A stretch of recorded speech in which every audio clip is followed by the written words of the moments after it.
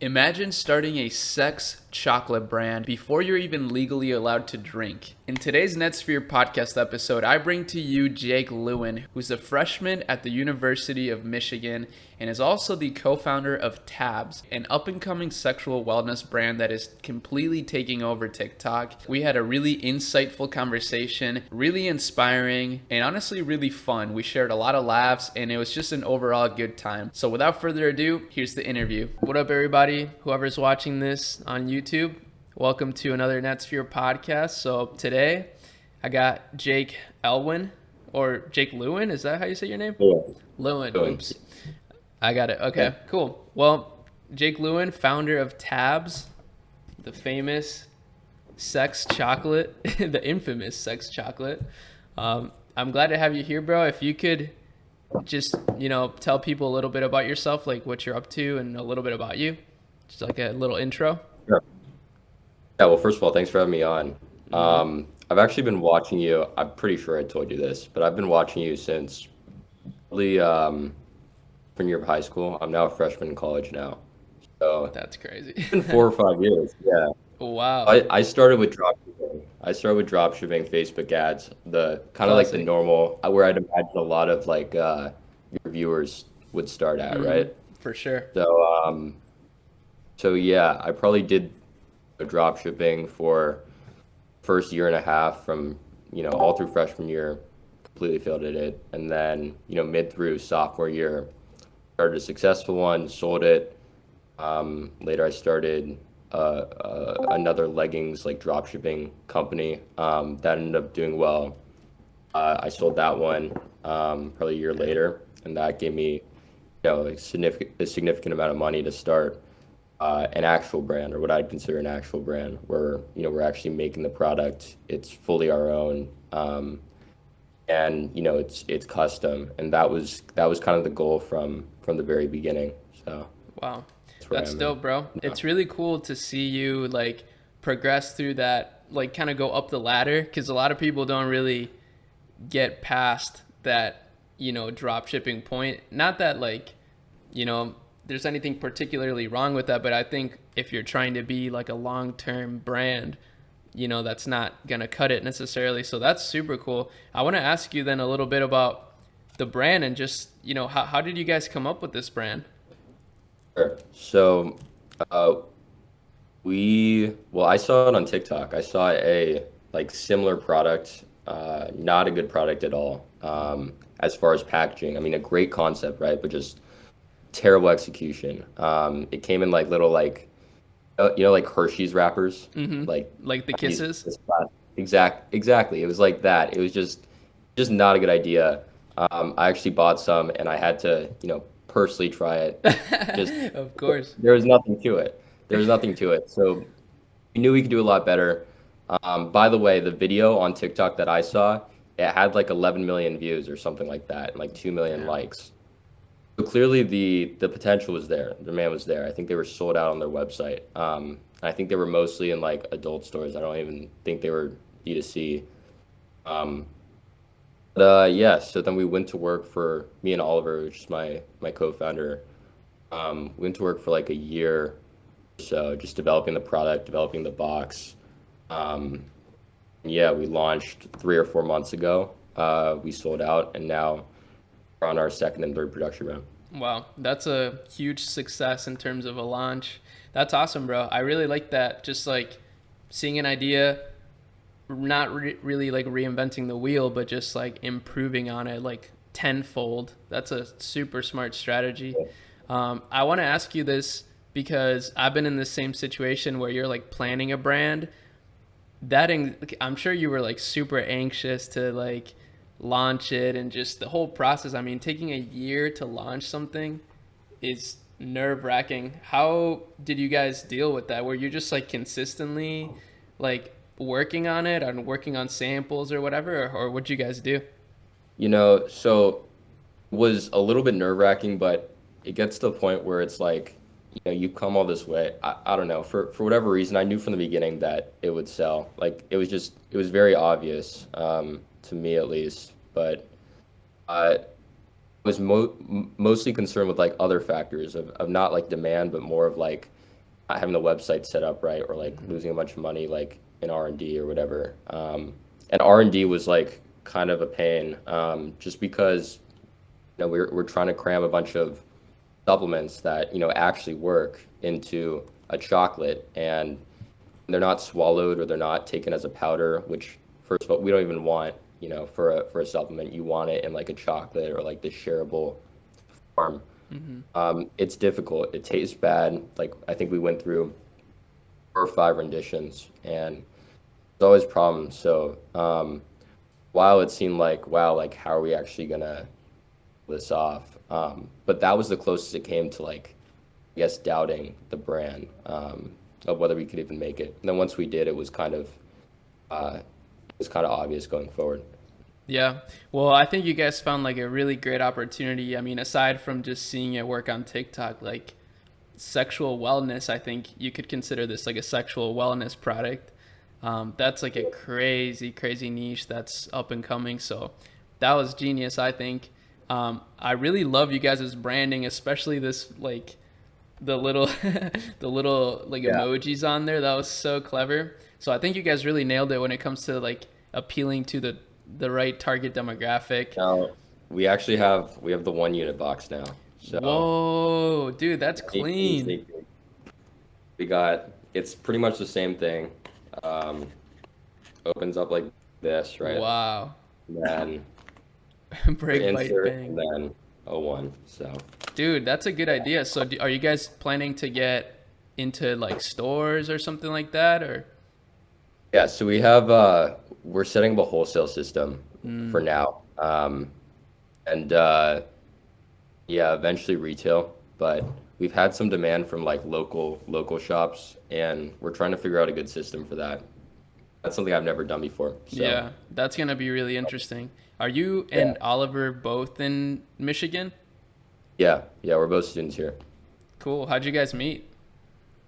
So um, when I was starting my leggings brand, I hired Oliver for social media probably midway through the company, like influencers, things of that nature. Found that we worked really well together, and I sold the leggings company. I sent him the TikTok that I was telling you about. I'm like, Mm-hmm. hey, like we can totally do this. Like, let's make it break in half. Let's do a nice box, whatever it was. And we kind of brainstormed together, and we were kind of all in. So it turned from, definitely an adjustment for both of us. Me kind Yeah, of having most of the control to learning to work together. Definitely ups and downs, but he's a great partner, and I'm he sure. definitely pulls his weight. Are you guys 50-50 partners, if you don't mind me Yeah. asking? Nice. Cool. That's really interesting. A lot of, you know, I think partnerships are definitely tricky, but I've also had success with like partnerships, luckily. But I've heard of like nightmare stories of people, not getting in with the right people. But I guess that's just down to like knowing who you're working with. So you guys knew Right. each other already. So I'm sure that's why it worked out. Right. Right. That's cool. So, uh, I'm curious now. I see you guys popping off on TikTok. I see you're like going really crazy with the TikToks, which is obviously really smart. Are you guys running into a lot of issues of like getting banned and stuff like that? Because this is a product that I think is like definitely treading it's in a gray area in terms of like advertising and stuff like that. Yeah, we are. We're getting banned all the time. Actually, our main Instagram account, we got at tabs on Instagram. Got banned. Working on getting it back, but it's a process. We're, our TikTok. Oliver's mostly on the front end on TikTok, so I don't think Hmm. he wants me to reveal like too much of what he's doing. But we're figuring out ways to avoid just these pitfalls with the content regulations. Good thing about the product, and this is kind of what we saw from the beginning, was that it's just naturally a viral product. So you don't really have to build an audience prior to putting it out there. True. Um, so, for example, you could just start a brand new account with something with tabs on it, and most likely it'll do as well as, something with like some account with higher amount of followers, or that's what we've seen so far, at least. That's a really good idea. I mean, I like that thinking of a viral idea, and then you don't really need to bring build this huge audience and spend a ton of money, especially with a platform like TikTok where you can go viral without, anybody knowing you. And I think that's what's making so many people famous, and so many like brands like yours get recognized like overnight. Basically, like the overnight fame has never Right. been more possible than like right now. We can't even run paid ads, obviously, because of the regulations. Hmm. So we haven't run really any VC, Interesting. not even Google. So we're pretty Wow. much 100% influencers slash organic reposts, Wow. um, which has never happened to me for my past brands. So it's definitely a good change on the front end.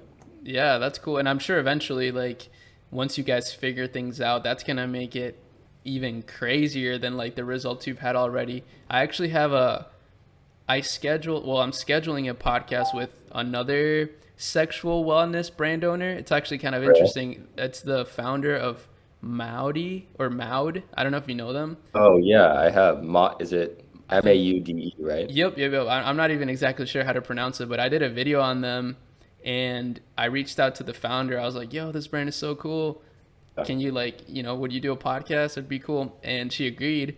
So, and they run a lot of Facebook ads. Like they're really big on Facebook. Like Really? from the video that I did, I noticed they run a lot of ads, but they do it in a really strategic way. So like you guys should check that out because Have you seen For Hims and For Hers, the ads that they do for sexual wellness? no, I haven't, Yeah. but I know the brand. Yeah. They use like plants and stuff and like fruits and That's you can clever. imagine where that goes, but Yeah, I can imagine they have a that. really solid strategy. Yeah. That's dope. Wow. Well, yeah, that's gonna make you guys go extra hard on the creative, side, which is always fun, man. I'm sure you guys are having Yeah. a blast building this brand. It's really fun. It's really fun, especially the copy on the website. Yeah. Oh, yeah. Your website is so clean. I'm sure you guys have like a developer by now, right? We do. Yeah, we have a developer. Dope. So that's pretty cool how you basically took the money that you earned from your exit and then reinvested it into another business. A lot of people do that with like real estate. Like they'll make money on a flip and then transfer that money onto like another property. That's cool. So, Yeah. um, what's your plan now in terms of, investing? Are you just going to continue to reinvest everything and continue to grow as fast as possible? So for the TAS money, everything we make is going back into inventory. I'll give you a little bit of perspective. We sold 3,000 units, right? We have 10,000 units or so on pre-order. And then we just bought 120,000 boxes and 160,000 poly mailers, which is probably it is far more than we could actually afford, if we had completed units. So that means we pretty much drained our bank account to afford all these boxes, which is the main or the longest lead time of all of our supply chain, right? It's Oh, it's really? faster than making chocolate. Yeah, because it's from China. Mm, We had to buy a container or two containers that would go on a boat. It's much cheaper when you yeah. have a full container It versus just takes so much whatever. longer right now. Takes a long time, but that's why we front loaded all of our cash Smart. into this part of it. So it's definitely risky and pretty much have nothing in the account right now just because we're reinvesting all of it. And we probably won't stop doing that until we'll never have to go on pre-order again because pre-orders, that's a different story, but it's also not been it's been good for cash flow, but just not Yeah. good for like customer satisfaction. Yeah. Yeah. Right. I can definitely imagine that. But that's a smart way to, get that money that you need to invest in inventory. I mean, that's got to be huge, like wires and so much money investing, like at this point. That's really crazy. That's awesome. So I'm curious, like, just rewinding back a little bit just to get some more perspective for people who are like just starting. Because as you mentioned, a lot of my audience, even though I do a lot of brand videos, I still Mhm. have a lot of people that are just starting their businesses. Like they don't even, I mean, they still think like drop shipping is like the only way to start a business type shit. But I'm curious, like what led you to entrepreneurship? Like, were you always trying to build a business, or how did you get started in the first place? Yeah, so okay, yeah. So in eighth grade, I was really into like cross country and running and stuff.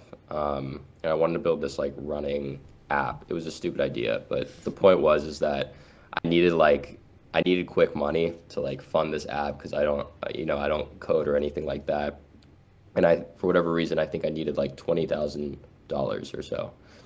So a few options. I could get a co-founder who could code it. I could try to bring on investors, but that wasn't really realistic at the time. And then I heard about dropshipping, which was like, in my mind, this get rich quick type of thing, right? You just make $20,000 like super easily, and then start this app, and then just dump dropshipping.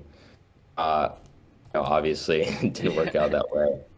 So I started more as a means to an end. But then when I realized it was way harder than expected, um, I just continued with it. And it took about probably a year and a half to 2 years to make $20,000. So I was definitely not just going to dump it into, Wow. an app at that time.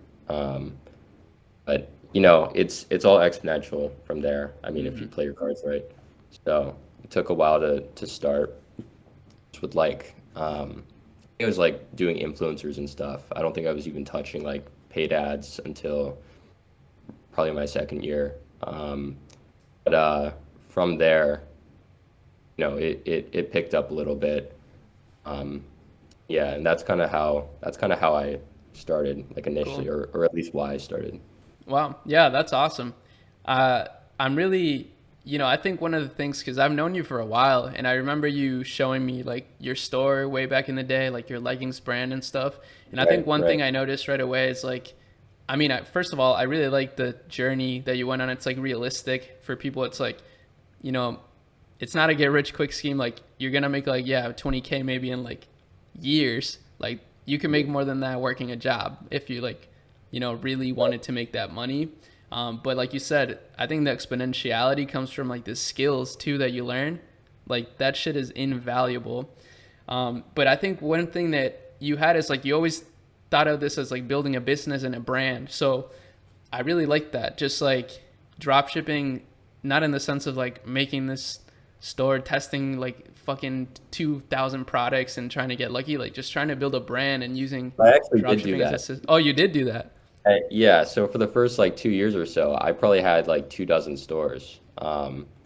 And then some hit, very like it's all relative. So some Yeah. hit would like hit $1,000 profit, or some would do Mm-hmm. like would lose me a lot of money, right? So I actually tested a lot, and then I think I really did just eventually like you test so many things so many times, you eventually get lucky on one thing. So I Right. think that's kind of what happened to me. Um, but it was obviously only because I tried so many times. It definitely wasn't like right off the bat I got lucky. Yeah. Yeah, I That's really tested a cool. lot. No, yeah, that makes total sense. You gotta put in the hours in the tests. That's amazing. So about let's I guess wind forward now. So when it comes to this brand, like, I mean, what keeps you motivated? Like, what's the driving factor behind this brand? For the money. Yeah, No, definitely the money. I'm kidding. I'm kidding. It's really a fun brand to work on. Yeah. And I think like, I've kind of seen a trend, at least personally, like in my personal growth over the last few years, is just like the more you're able to put into this one company, it's just like the more you learn from it. And I know whatever I do next, I'll take the lessons learned from tabs and apply it to the next thing. It's also just a really fun brand. Yeah. And the money is the money is good, right? But I don't really spend a lot of money, at least personally. But for Light, when I sold my leggings company, Hmm. the money was a big factor in starting tabs, right? So it all kind of builds off each other. So I guess it's not much of a joke. The money is Yeah, motivating yeah. Yeah, I because was I gonna know say that it is that's kind of what. an honest answer. Yeah, yeah, because it does take you to the next thing you want to do. Right. Um, that's pretty liberating. Yeah, I mean, I think Ezra Firestone, like a long time ago, this kind of explained it to me really well. He's like, money is resource, and like the more money you have, like the more resource you have to do like whatever you want. Like, for Yeah. some people that's just building more shit. For other people it's like a Lambo. Whatever. It doesn't matter, Nothing wrong but with that. Yeah. I like that. Yeah. So I'm curious now then, like, let's say, what would you advise, let's say, somebody who's just getting started? Because again, like a lot of people are in that situation. What's your advice now after going through that journey and now building like this brand that you love and that's also becoming like super successful really fast? I never really know the answer to this question. It's a hard one. But I guess kind of what I said, which is just like you got to try a lot of different methods. I mean, I'm trying to think back. I think like you really got to be persistent with it. I feel like someone said this quote, but like if you knew like what you were gonna get into before you started, like you wouldn't like if you knew the whole story, you probably wouldn't have started. Like if I had known when I wanted to start an app, the $20,000 that I needed would take 2 years and probably a lot of uh, if it was just for the money and not for the skills or anything else, there's much better ways to make $20,000. So I probably would not have started if I knew the full story. So I think you just got to be persistent in it and then probably trust that there's something waiting for you at the other end. Then I feel like for dropshipping is, I haven't been in the space obviously for quite a bit, but I remember at the time thinking that it was like really unsustainable. Just with PPC, I was mostly doing Facebook and I was constantly getting banned. I just thought that was like not the way to go. And everyone was like copying my products and stuff. And I'm sure you face this all the time, which is just, you could think of it as part of the business, which I'm sure it is, and then you could adjust from there. But that was just never, it was just way too competitive for me personally, after some time. So I think you definitely want to figure out, like, once you figure out dropshipping, how do you transition out of dropshipping and kind of either make a whatever it is, like my route or like a SaaS product. I know a lot of people do that. Even like honestly, like I started like a mentorship type thing just to to add to my income because dropshipping was like not as sustainable as I wanted it to be. So I guess just moral of the story is be persistent, and Yeah, then figure out how to advance from there. that's a good one. And I will say, like, that's a really smart thing to do as a founder because obviously, like, you don't want to take money out of the business. And, like, that's the most difficult part is, like, you obviously got to live. So, consulting, I think that's a really good thing to have, like, on the, because it's not something that's going to take a ton of time, like maybe an hour. I mean, kind of like what you're doing here right now. Right. So I agree. I think that's a really smart thing. And also with dropshipping, like just differentiating yourself. So yeah, like going the extra step to maybe private label your stuff, maybe put some sort of competitive moat around your product. That's a really smart thing. One thing I So, noticed about your, oh, sorry, no, you go. oh, go ahead. Go ahead. I was gonna say something I noticed about your brand is that you guys are running it like a media company, and I think that's so dope because I think that adds a huge competitive moat. And not only that, but just like I feel like for investors that would be so valuable. Right. Yeah, I mean, in the beginning, we were running these reposts on like all these short form video platforms, right? It's like Snapchat, all these like short form, like Facebook Reels, whatever it was, and um, kind of, like I said earlier, you don't really need an audience if you identify a product that has natural viral potential, and you don't have to create too much of a story around it. Really, the story with Tabs is like our thinking was like if you know what the product is, which is sex chocolate, it's gonna go viral and people are gonna want to actually hear it versus say a different product. Like a good example is insurance, right? Insurance, you have to like these insurance companies are like doing everything to like try to be interesting, like with the gecko Yeah, and State Farm like fire, whatever. Like it's all about like way too extravagant. With us, it's kind of we have our job a little bit easier because we just have to convey what the product is, true. and then from there, people actually want to buy it, unlike other industries. So Yeah, making a bunch of content was super important for us because it's free mostly, Right. or it's a one-time cost, and then it goes a long way in terms of reposts and doing different or reposting on different pages and whatnot. Definitely. I think that's one of the blessings that we have right now, like even for drop shipping, but just in general for e-commerce, like direct to consumer is like, even though Facebook ads are really shitty at tracking and everything, now we have, short form content and platforms like TikTok where you can repost it on Instagram Reels, Pinterest, to YouTube Shorts. Like every social media platform is like going towards this style of content now. Really, yeah. So that's super cool.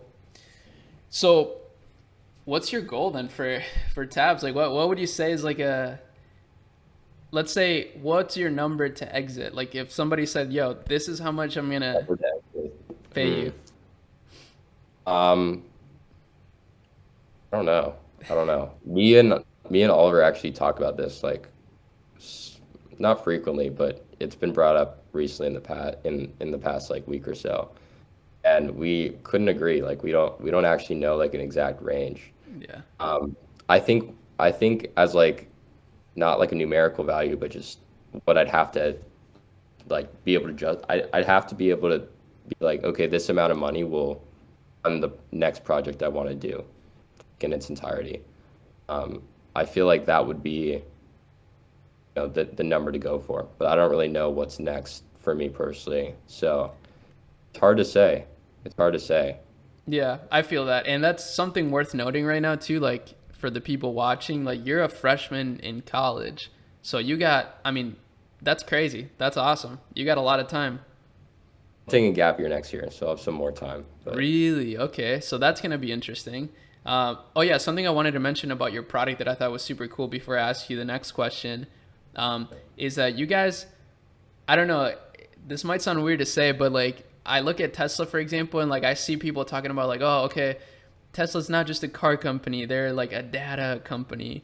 The way I right, see right. your brand is like you're not just a like like a chocolate brand, or like it's not just gonna like make you horny or whatever, but you're selling like an experience for like a date. Because I think that's what's so genius is like the little thing of just like breaking it apart. I thought that was like, whoa, that like blew my mind, just like that little thing. That's such a good analogy. If I could talk about perceived value real quick, Mm-hmm. you think of so we kind of modeled this off of an edible, right? Like a THC edible, where you're not buying a THC edible because the chocolate tastes super good. I mean, maybe it does, but that's not why you're buying it. You're buying it for what happens after. And what's an edible cost nowadays? Like $20 for like a 20-gram square. Yeah, something like that. So that's kind of like that's kind of the perceived value here. Right. But to expand on that, if you have this product or if you see this product online, you're a consumer and you want to price shop it to see what's the most comparable and at what price sounds reasonable to buy this at. Um, there's not really a lot of because it's a new product. There's not really a lot of like price shopping you could do on sex chocolate other than maybe an edible, which is kind of how we position it. Right. Um, the margins on maybe I shouldn't be saying this, but the margins on an edible or on weed, I don't know how good they are, but margins on supplements are very good, especially when they're priced as THC as a THC edible. That's kind of what our mindset is. So find a product with like very high perceived value. Usually it comes easiest when you quote unquote invent something or make Yeah. something new. Um, and draw connections to it. But yeah, it's totally about the experience, and that's super important. And that's kind of what we were trying to convey. Um, in all of our branding, website, content, everything. Smart. Yeah, super smart. Because that's the first thing I thought whenever I got it. I was like, whoa, this would be like a great date idea. Like, obviously, it's like cheeky and, you probably wouldn't do that on like a first Tinder date or something. But like, once you're starting Yeah. to get intimate, that's definitely something to keep in mind. So, my next question was going to be, you're a freshman in college. It's more of a basic question, but how are you managing your time with, school and everything? I'm not managing it well, at least not with school. But But the good thing about, so I go to University of Michigan. The good thing about UMich is that you could come back at any time um, after, if you take a gap year, at least as long as you're in good like standing or not suspended, pretty much. You come back. So I didn't manage it the best this semester, but it's always like an odd. I know this is a big topic in like dropshipping world, like whether you go to college or not. Right. I think I played it like really well, just in that I got the college experience kind of, Mm-hmm. which is a real thing. It's really valuable, like socially, just emotionally. I feel like I could not compare my current self to like my high school senior self. Like I've learned so much, just not in the school itself, but or like the academics, but like just being here and being in this environment. So I think it's important to like at least go, like try it for a year or like a semester, whatever it is. And then usually you can take take some time off, build whatever you're building, and then come back. So True. highly recommend if that's something that maybe some high school people watching are considering. That's a really good point because I see someone right now in this chat who's like in that same situation. He's like a junior in high school or something. Okay. That's a good point, bro, because I think in the e-commerce space, drop shipping, and just in general, like the hustle niche, you get that a lot. Like a lot of people shitting on college, and I mean, obviously, it is super expensive. So I totally Right. get that. Like if you don't even have the money or something or like the means to do it, I totally get that. But I agree. I also went to like my freshman year, and I got to experience the college aspect besides the academics. And I agree, like just how you carry yourself socially, it just changes you. I feel like you really grow up in college. So I Oh, agree. That's like a really valuable thing that not a lot of people are talking about. that's a blast. Be fun. Yeah. So are you in like a fraternity or anything like that, or just No, chilling? not no. My partner is though. Oh, really? Yeah, I'm in my dorm room right now. Oh, So I figured you were in like a dorm room of some sort. Do you have a yeah, roommate? I don't. Lucky enough. I actually I feel like I haven't met many people who are like happy with their roommates by the end of the year. It So never happens, bro. My right. my experience was like my roommate was super cool. Like he was a really cool guy and we got along really well. Like we vibed, but Uh, he was just like kind of gross. And I mean, I'm not like the yeah. cleanest person either, but he took it to like a new level. So I was done I with that. mean, you probably have enough stuff to worry about. The last thing you want to worry about is like who's taking out the trash or who's doing the dishes or whatever. Exactly. So all those things they really added up. But that's interesting. So you said Oliver is in a fraternity. That's pretty funny. Is he also a freshman or is he older? He's a sophomore. So Oh, yeah. So my co-founder for the leggings company is a UMich alumni. He played hockey here. And then he introduced us, me and Oliver, when Oliver got into UMich and I was still in high school. And then, uh, I wow. luckily got into UMich later that year. So Cool. That's interesting.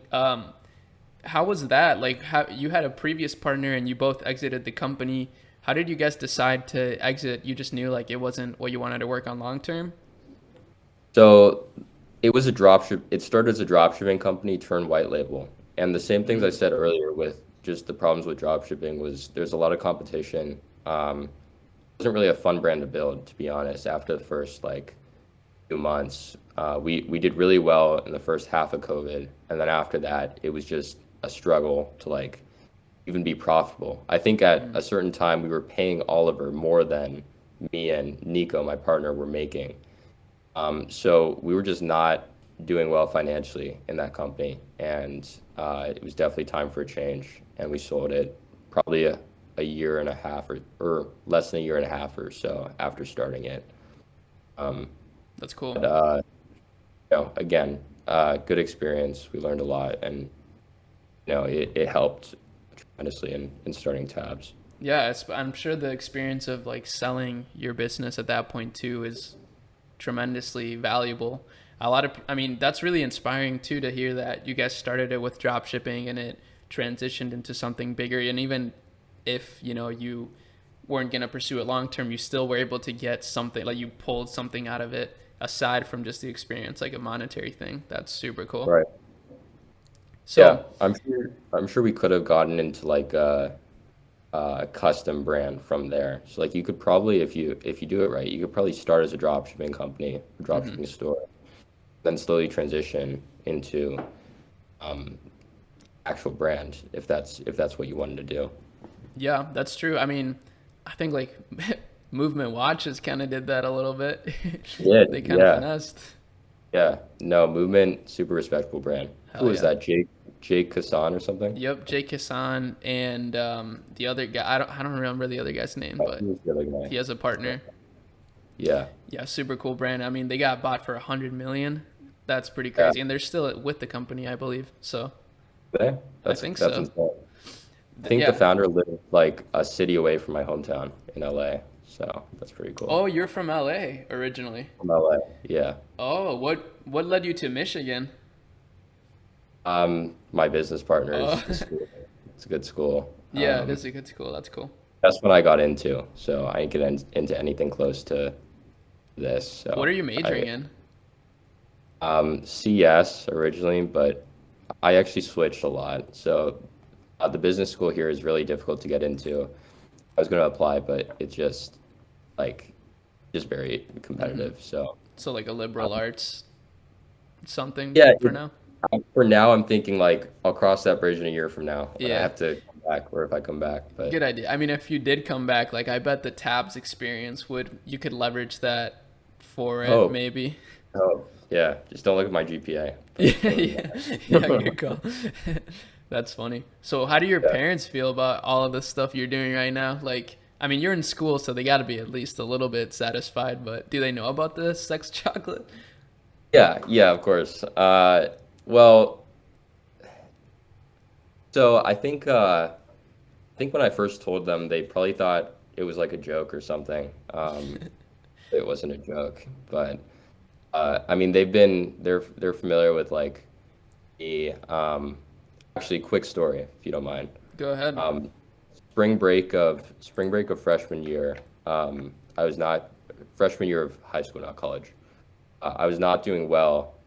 Um, just academically in school, and I had pretty bad grades. And I think like quarter reports come out on spring break, and obviously mine were not great at the time. And my dad, who's super supportive, by the way, but he at the time locked my bank account because he's like, no, you're not doing business until you focus again on school.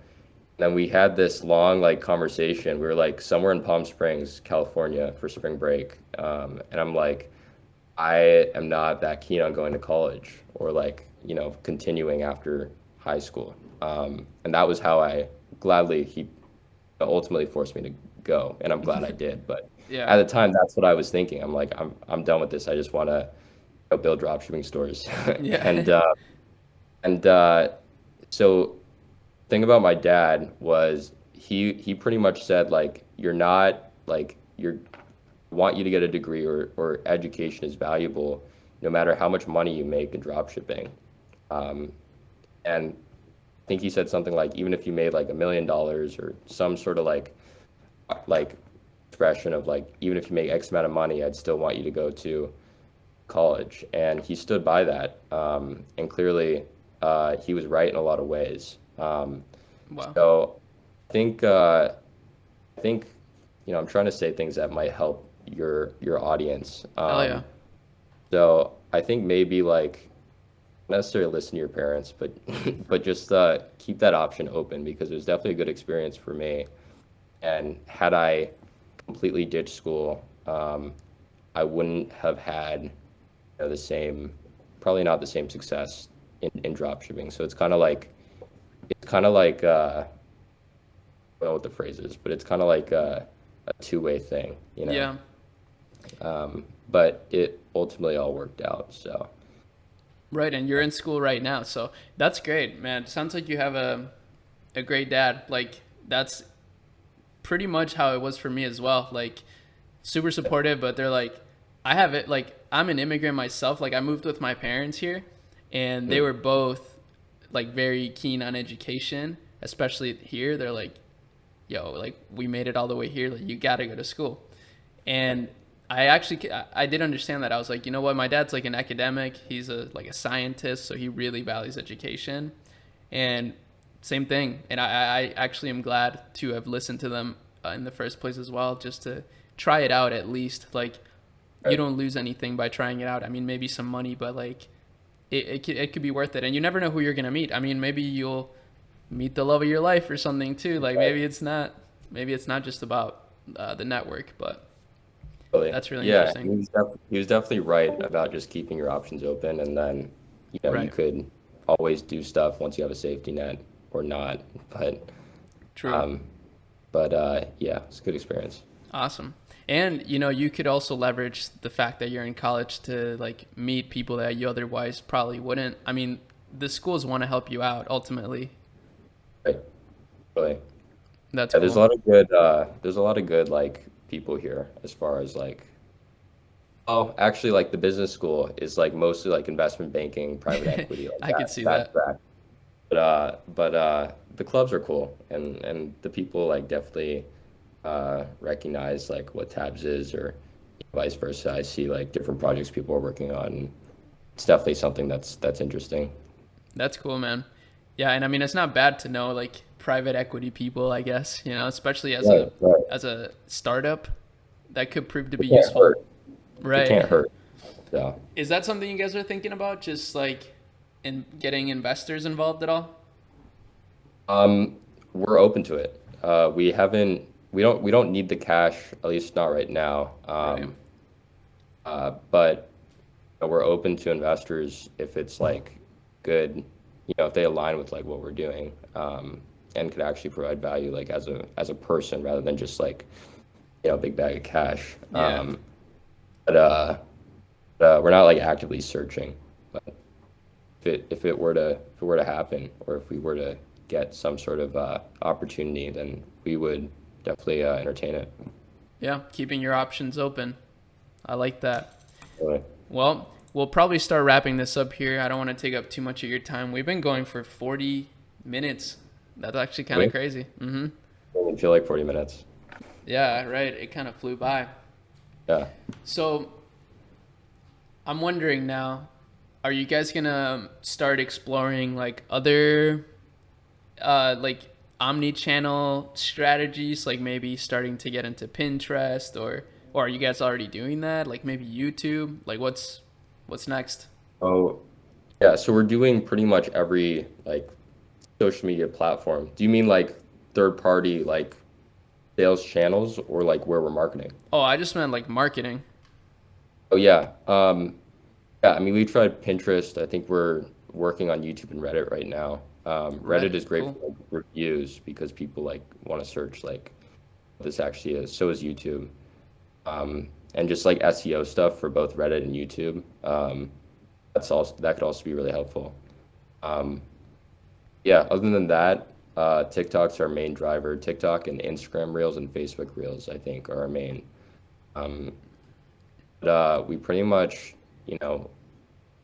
have at least tried or are trying or currently trying like every social media platform. That's probably best for any brand, dropshipping or True. not. Yeah, that's a good point. I always forget about Facebook Reels. Like that, there's Yeah. Facebook Reels now. I always forget. That was our first like viral. I think that was our first viral channel, Facebook Reels. Really? Yeah, it's kind of crazy, but Damn, that's some good alpha right there.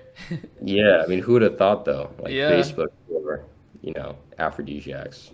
So some moms are gonna, Yeah, yeah, true. The yeah, MILFs are gonna be on that. right, right, That's not a bad marketing angle right there, to be honest with you. Like spice up your marriage. It's not right, bad. right. We could serve, any demographic. Yeah. Wow. Well, all right, man. That's really interesting. I really appreciate you coming on here. I'll definitely. I mean, I'm sure people are gonna love this on YouTube for sure.